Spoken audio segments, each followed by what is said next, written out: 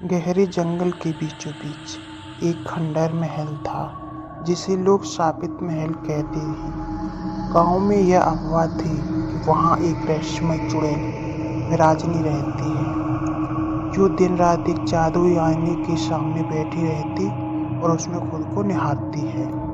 कहा जाता था कि जो भी उस महल के पास जाता, वो या तो गायब हो जाता या फिर पागल होकर लौटता।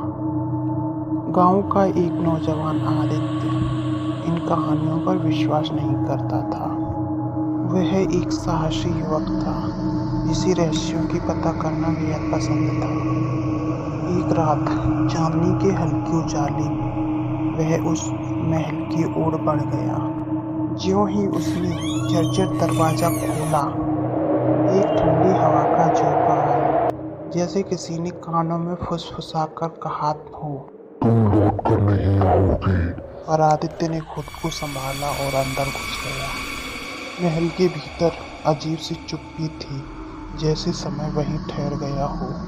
दीवारों पर पुराने चित्र थे, जिसमें लोग भयभीत चेहरे के साथ किसी आईने की ओर देख रहे थे। आईना और विराजनी। वह धीरे धीरे आकर बढ़ा और उसकी नज़र एक विशाल कक्ष पर पड़ी, जहाँ बीचों बीच एक भव्य आईना रखा था। ठीक उसके सामने एक स्त्री बैठी थी, गहरी काली साड़ी, लंबे उलझे बाल और आंखों में अजीब सा आकर्षण। वह धीरे स्वर में बोली, आ गए तुम? जैसे वह पहले से जानती हो कि रोहन आएगा।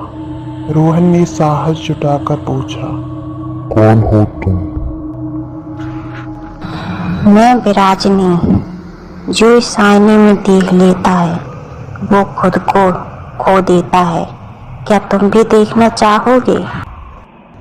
आदित्य को लगा कि वह मजाक कर रही है, लेकिन जब उसने आईने में झांका तो उसकी रूह कांप उठी।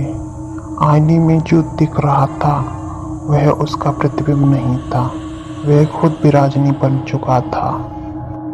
उसके नाखून लंबी हो रही थी और चेहरा डरावना हो रहा था। यह क्या हो रहा है? आदित्य चीख पड़ा। विराजनी ठाठा मारकर हंसी। अब तुम भी इस जादू का हिस्सा बन चुके हो। आदित्य ने भागने की कोशिश की, लेकिन उसके पैर जकड़ गए थे। वह कुछ समझ पाता उससे पहले उसकी आत्मा आईने में कैद हो गई और आईने से नया रूप लेकर एक दूसरी विराजनी शीशी से बाहर आ गई। अब वहाँ सिर्फ विराजनी थी, कोई आदित्य नहीं। कई वर्षों से यही होता आ रहा था। जो भी वहाँ जाता, उसकी आत्मा आईने में कैद हो जाती और एक नई विराजनी बाहर आती।